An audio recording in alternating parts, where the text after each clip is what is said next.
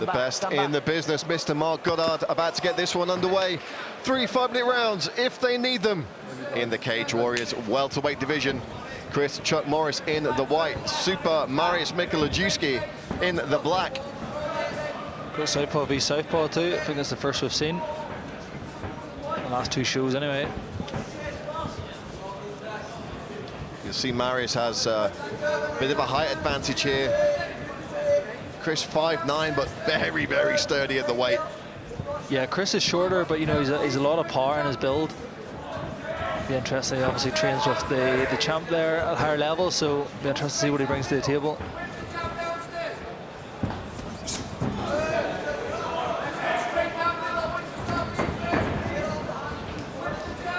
Bit of matador work there from Mariusz.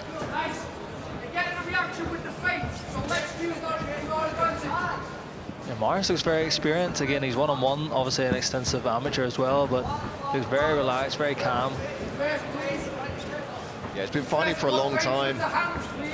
He's competed in this very building on Cage Warriors as an amateur back in the day when we used to have amateur fights on our undercards. But now, of course, plying his trade as a professional. Yeah, he looks very relaxed, kind of just not even feeling with the jab until he knows there's something there. Saving the energy, bringing his hands down when he's out of range. Chris Morris, I think he was getting for a shot there and kind of just fell back. Yeah, Chris loves the takedowns. If there's something to look out for from Mariusz, he has that one-shot stopping power, whether it's kicks, knees. Really can hurt you with big power that seems like it comes from nowhere. But there's a beautiful takedown from Morris. Yeah, Morris had really nice defense in that first kind of run on the pipe. But then it was the second one from Morris that got him down, so lovely second injury.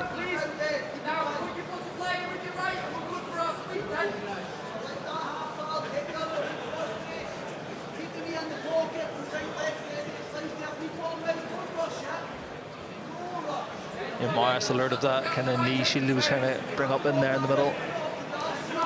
He's heavy pressure on top here, but there's only so long in MMA where you can have that heavy pressure before we're going to need to advance a submission or strikes. So it'll be interesting to see what a setup game is here to get to that position. He's kind of pinning this left arm of Mariusz.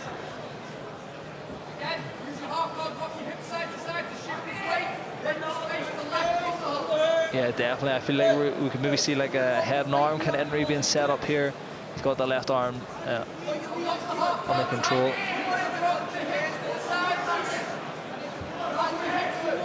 Does have submissions on his record as an amateur. A lot of cage time as an amateur as well.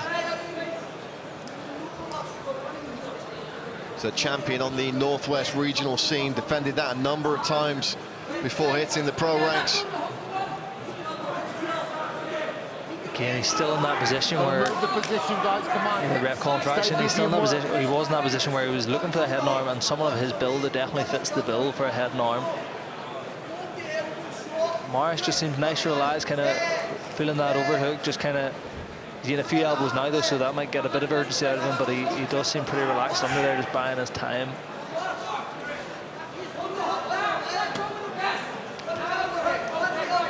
A bit more active now. Must be super frustrating here for Mariusz on the bottom. Yeah, trying to find a way to disrupt his man. Yeah, and he just needs to keep himself safe, keep himself nice, like without taking damage, without the submission threat, and you know when Morris does have to move to make them opportunities, that he will have room then to move and try and advance to get to his feet. Nice 12-6 elbow attempt there from Morris. This is where Manuel Del Valle had success against Mariusz when they fought. But if Mariusz can get back to the feet here, or whether he makes it to the second round, that's when he's going to be wanting to do some damage of his own. But easier said than done when you've got a guy like Chris Morris on top of you hammering away. Yeah, and he was doing well before the takedown came in, because he was stabbing with that jab anytime Morris, he met it with his forehead, he met the jab, and it was enough to get him off the entry. But he's doing great work here, fantastic work. He landed 2 really nice elbows as well. Working the body there is Chris Morris. Now to the head. Oh, big elbows there. Those are big shots. Another one. Final 10 seconds of the round here. He's looking for that 12-6 again. I'd love to see it. And you're going to look like this when you hit the pro ranks. Yeah, it's the only way. Yeah, Mariusz coming out very intimidating. That sharp 1-2. He definitely wants to change how this round was compared to the first. And Mariusz going to be more of the same. Don't be too aggressive. Control the distance. Pop the shots. Mariusz just needs to keep the activity up, though, not give Mariusz a chance to even think about what he's going to do, which is ultimately get him to the ground.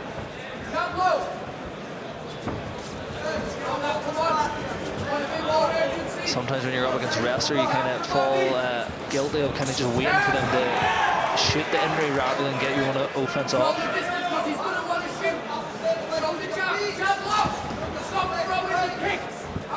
Yeah, nice shot over the top from Mariusz. Just fell short.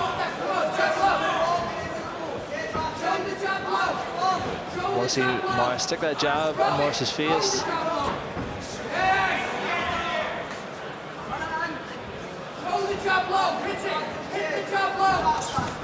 Yeah, lovely shots into the body, kind of come up top, just missed the hook. Oh, nice left hand there and straight into the takedown.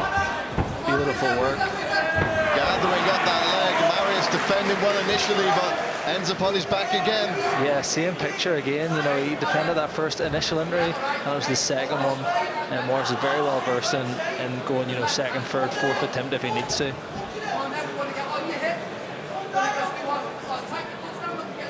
And does Mariusz now try and play offensive from the bottom, try and get something off, or does he fight harder to get to his feet and get the fight back to where he wants? And then he's fighting that heavy overhook, which is going to slow down the work of Mariusz. It's not going to stop it, and it's definitely not going to win him the round, but it will keep him safer for a while.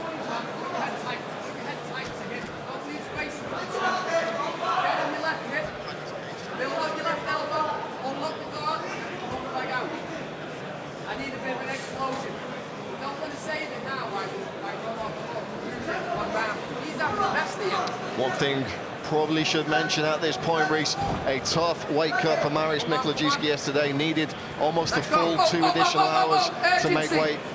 Is that going to be a factor as this one progresses? We'll have to wait and see. Yeah, a big weight cut will definitely play dividends in the later rounds of these fights. Again, I'd just like to see him be a wee bit busier, a bit more urgency to get to his feet. You know, it's very hard to win a fight from off your back unless you are throwing submission attempts up, which he isn't at the minute. We heard another warning there from Mark Goddard. If you want to keep this position work, he's not going to let Chris Mariusz just hang out here. He's going to want to see ground and pound, attempts to pass, attempts to submit. Maybe that's what Mariusz was doing as well, waiting for the ref to try and do that, but it needs to be explosive. We've got to go, Mariusz. Keep your half guard locked. It's a big risk as well at this, as we approach the later stages of the fight, and you hear his corner saying, "You've got to go. You've got to make something happen here. You can't just wait for a stand-up. You can't wait for your opponent to make a mistake. You've got to force a mistake here." Yeah, Mariusz does great work with these elbows. They're heavy shots. Again, what that's doing is just thinking Mariusz is going to be, well, I'm not just going to hold my hands and try and fight like that, because every time I do, I'm eating 2, 3, 4 elbows in the face. And that'll definitely put you off.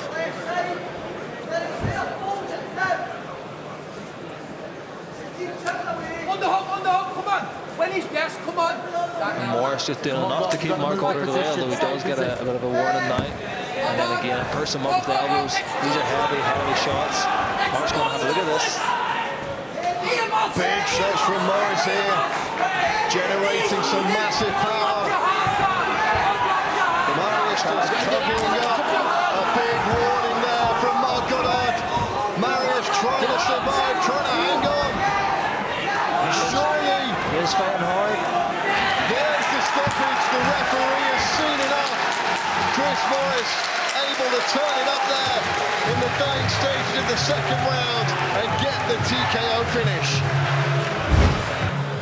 Ladies and gentlemen, your referee, Mr. Mark Goddard, calls a stop to this contest after 4 minutes and 11 seconds of round number 2, declaring your winner by way of TKO in the blue